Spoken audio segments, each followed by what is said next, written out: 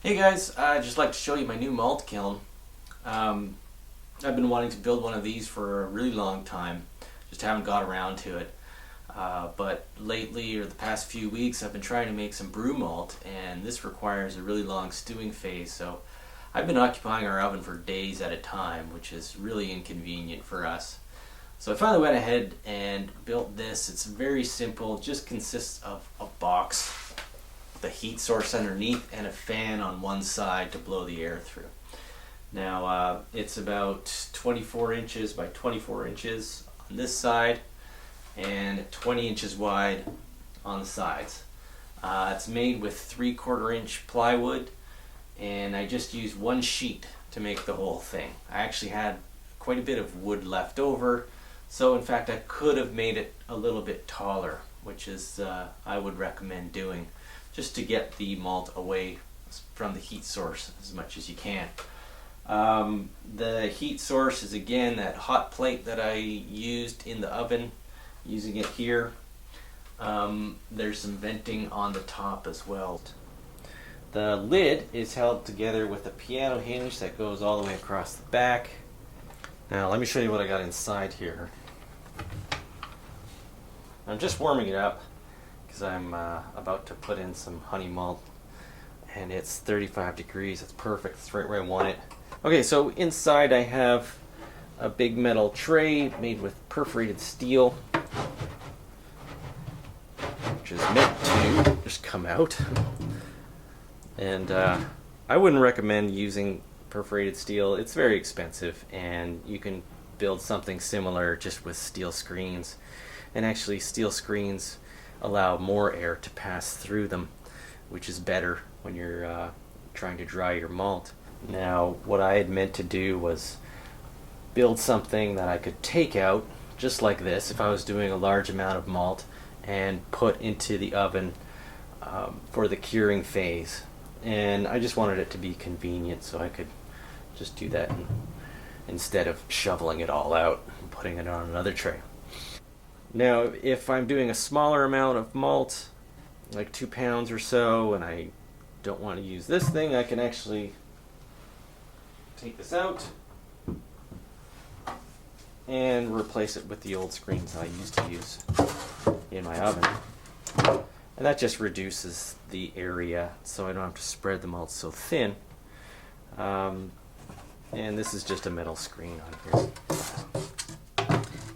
So for the heat source, I'm using the hot plate, and I just cut a little door here so I can adjust the temperature. Basically what I do is I can just pull out the dial, adjust the temperature, and then push it back in. And I've got a little notch cut in here for the cord, and that just keeps the air inside, keeps the heat from escaping. So now on the other side of the kiln, I've got my fan. It's a very simple 120 volt AC fan, which I got at Radio Shack in the States for, I think it was $25. And the really nice thing about it is you can hook it up really easily. I just took an old extension cord, cut the top off to expose the wires, and hooked it up with a couple of wire nuts. And it's just screwed into the side. It's about it's a 4.5 inch hole that goes through into the bottom of the kiln. The problem though is that it's just a fan that just has one speed. It's either on or it's off. Ideally, I'd like to get a multiple speed fan in here just to have more control over the airflow. But as it is, it's a pretty powerful fan. I'll just plug it in. So as you can hear, it's not too noisy.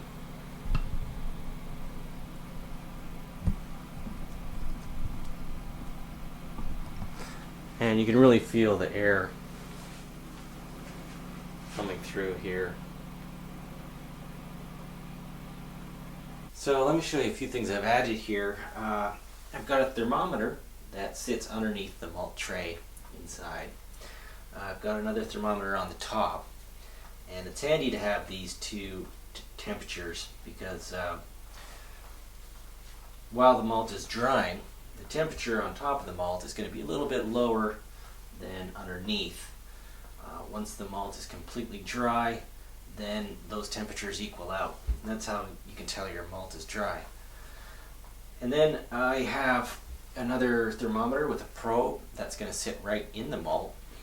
And that's just a little wire here, fits under the lid, and you've got a little temperature probe like this.